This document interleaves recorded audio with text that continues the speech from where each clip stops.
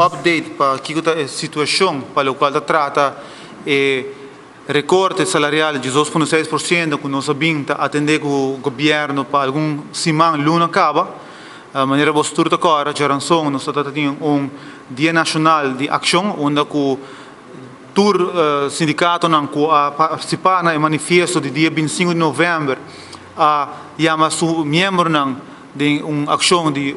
algum de 2 horas ou 3 horas onde nós saímos e demonstrar nos mal contento para a maneira com o governo está atendendo com o empregado público e empregado de companhia estatal e também pensionado não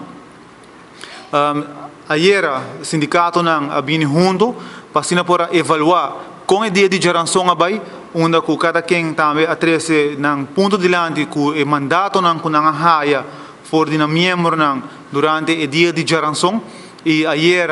depois de reunir e quebra-cabeça na revista nós mandamos carta abrir para o governo mesmo da mesma maneira que o governo mandou carta para o sindicato não nós mandamos carta back para o governo e avisamos que nós queremos parar nos pontos onde nós está que o governo não está transparente e não está sincero nem com o sindicato não nem com o trabalhador não e nem com o povo. Então, no momento em que nós sabemos o governo que nós está dando ele tem que gestor de dia para nogmaals revocar, abolir o 2,6% para assim e trazer caminho para nós chegar na mesa para assim nós vai ter uma discussão com nós vai atender com possível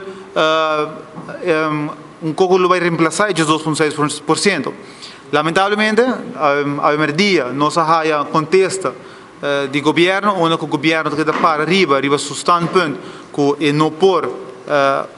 trek terug de 2,6%, ele deu uma carta que ele manda nós, ele põe par de ponto onde nós está lamentando a maneira como o governo está conforme em sua carta, pero me quer muito não me se vai obisar, pero o ponto principal está que se a conduzir, que agora nós a decidir o momento é que vai escalar e ação que maneira de tomar lugar de razão, nós vai começar a escalar essa aqui e começando saque de jaluna mainda onde que nós vai chamar turnos membros não diz tur sindicato não tá chama membro não e tur não que não é membro que está sentindo na mês perjudicar para o qual trata o recorte de 2,6% e que também está de opinião que o governo não está sincero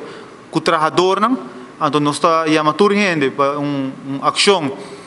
jaluna o setor e meio na Linear Park, onde nós dinana nós tour sindicato lo bini junto com membro não membro não e tour outro trabalhador que quer join e ação aqui na e também pensionado não que lo quer join e momento aí passina junto nós cana vai bestuurskantoor e mostra nos mal contento para com governo está atendendo com